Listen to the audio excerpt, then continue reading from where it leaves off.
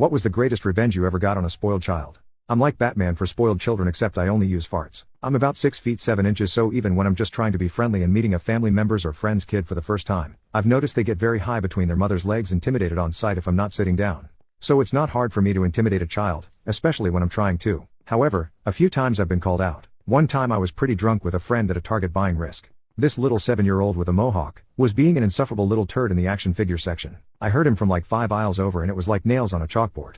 I tell my friend, I'm gonna fart on this kid's head. Watch and learn. I saunter on over to the aisle in question and see the vile little guy calling his mom an idiot for not buying him a huge G.I. Joe the movie vehicle. The kid's choice in toy pissed me off even more considering how awful that movie was. I already bought that one for you and you broke it by throwing it down the stairs. Shut up.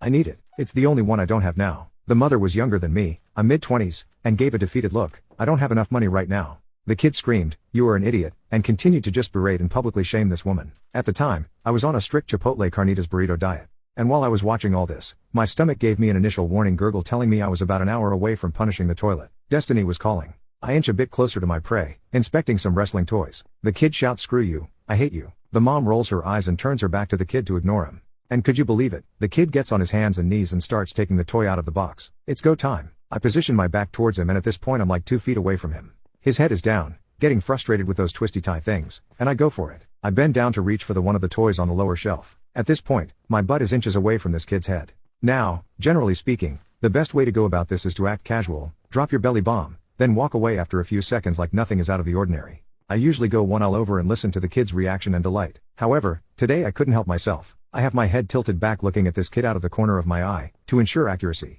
I'm so close that from a distance it looks like I'm about to sit on him. My friend sees this happening and can no longer contain himself. He's covering his mouth, but as he has hyperventilating donkey chortle is fairly audible over the late 90s pop music playing on the loudspeakers. The kid immediately looks up towards the laughter, but can't help but notice there is a butt now directly in his face. Now, I'm trying not to laugh but also panicking as I just made a contact with him. He furrows his brow and I look over in the mother's direction, still back towards us. I relish in the moment and the look on this child's confused and naive face. The initial blast was mighty and boisterous. I swear I saw his hair blowing in the wind. If I wasn't wearing jeans, I think it could have probably blown over an empty soda can.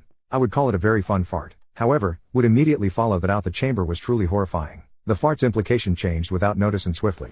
It went from a joyous, dry air horn squeal to a furious, hissing release. I think the little moppet noticed the hateful metamorphosis before even I did because he twisted his neck violently trying to get away from the personified evil being fumigated into his soul. Because of his positioning, it was all in vain as the only wayward and forward would mean certain doom. I had positioned myself well on the higher ground, free to escape or relent at any time. Immobilized, all he could do was bide his time until the cruel attack was over. Obviously, this child needed to reread Sansu's Fart of War. In total, it lasted about 4 seconds, but for that kid, it must have seemed like time was FUU.